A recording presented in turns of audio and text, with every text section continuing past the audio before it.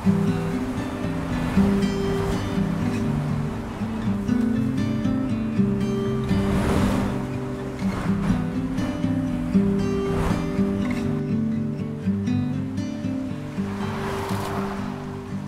runoff is currently the largest source of pollution in our waterways.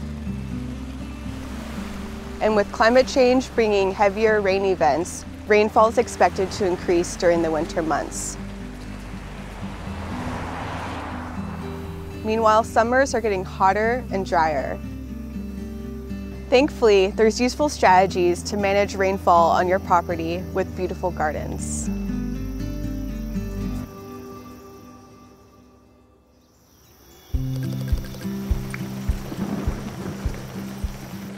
Stormwater runoff is water that falls from the sky.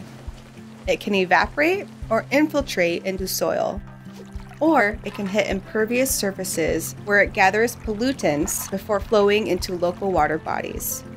Rain gardens help keep these pollutants out of waterways by filtering them through plant roots and woody organic material in the soil mix. They also create beneficial habitat for birds and insects, and they reduce flooding. A rain garden is a shallow depression filled with a special soil mix and planted with plants that like wet conditions.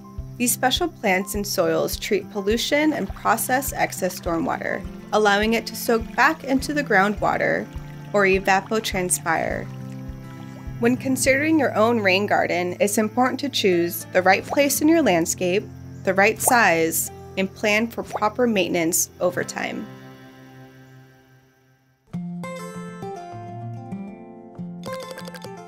We're here at Paradise Parking Plots in Kent, Washington, and the rain comes falling down and hits all this asphalt and picks up the oil and picks up the brake pads and runs down this asphalt parking lot.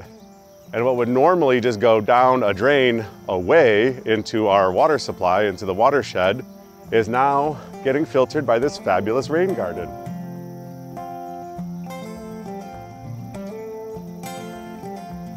Here is what that looked like before. So Paradise Parking Plots Community Garden was this old parking lot that we transformed into this vibrant community garden space. It was started back in 2016 by Tahmina Martelli, who herself was an asylee. We've actually took all that asphalt out by hand, and then we excavated all the soil out and brought in this new bioretention soil to replace all of it. We have 5 rain gardens. This is the biggest one. It's called Reclaiming Home, and it was actually designed by middle and high school students. On this particular one, this inflow is coming off of a parking lot.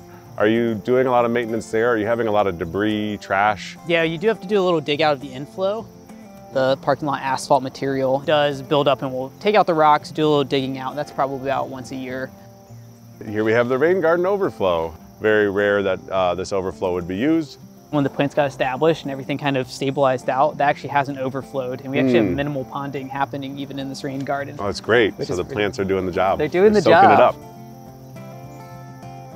So the space is so many different things happening at once. We have stormwater management, we have a space to grow culturally relevant foods, interact with the soil, and also a place for kids and families to be outside in a safe space. So all of the water that doesn't get captured in that first rain garden is running down to this bioswale and getting filtered before going down the drains. And these ducks are now taking up residence also. From asphalt runoff to duck habitat. We're located in a place where flooding is a very prevalent thing. So not only does the rain garden and the bioswale help with the flooding aspect, it also helps decrease water pollution that ends up in the Puget Sound. And at the same time, it's also helping water the plants that actually grow and help people come together.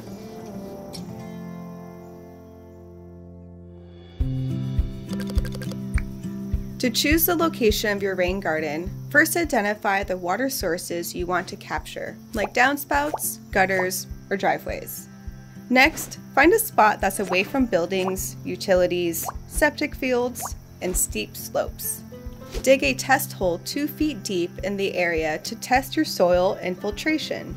Pour in 8 to 12 inches of water and track how long it takes to drain. Divide the number of inches drained by the number of hours to get your infiltration rate. Next, measure the surface area where you'll be collecting water.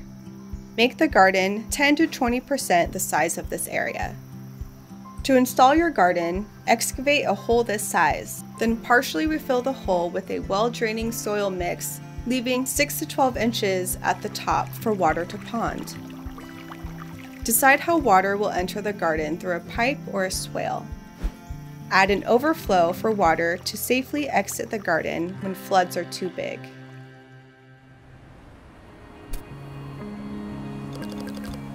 Today we are digging and installing a rain garden. Hooray! We're here at Kent Meridian High School, and this is a really incredible project. These students learned about rain gardens and said, hey, we could do that at our own school. Let's make a difference here. The essentials of a rain garden is you're digging a hole and you're filling it with compost and sand. However, you have to know about plumbing, you have to know about plants, you got to know about soils, and you have to be paying attention to slopes. I get to do lots of residential rain gardens that a few hundred people might see during the course of a year.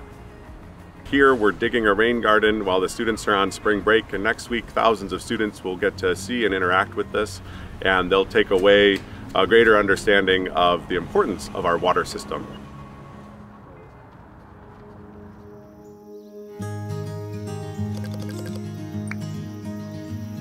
So we're here today at the Coopville Library to take a look at the rain gardens. We have one at our entrance on the north side of the library, and we have a second one to the west. Today, of course, is a beautiful day, which we're grateful for. But when it rains down here, the water comes off this hill, and boy, you can see it going across the paved parking lots. The rain garden helps to filtrate that water. It's worked very well. We are an educational institution, and it's a piece that we can utilize to educate folks. And people do stop and they do read those signs and learn about it. It's just a really nice compliment to the whole community at large. And low maintenance, it rocks.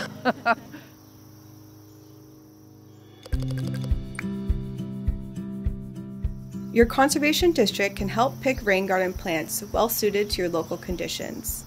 You'll plant your garden in 3 zones. Zone 1 is the ponding area at the bottom of the rain garden. Choose plants that tolerate wet feet in the winter as well as summer drought.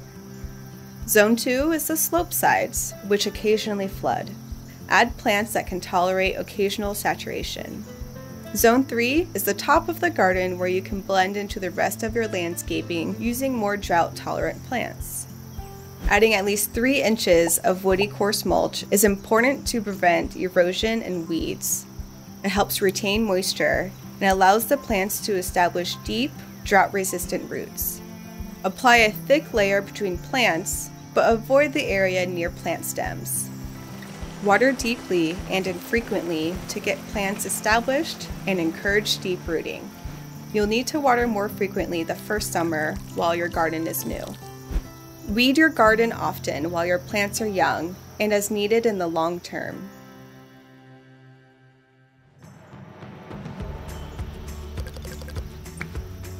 We're at the Green Bank Farm, and this is a rain garden that was a joint venture between Green Bank Farm and the Conservation District. It takes the water that comes off the roof for this barn, and you can see that the gutters are coming down into the ground here. I was new to Whidbey Island when I first came here, and so this is my first hands-on experience where I actually got my hands dirty, and now I come back several years later to see how this garden is doing, and I see lots of weeds, but they're not necessarily bad weeds. Because eventually the plants, they know what to do. Because of this idea of creating a little patch of a native community, I've done that on my own property, and it feels doable. And that interests me because it creates habitat for insects and birds. It puts life into the soil.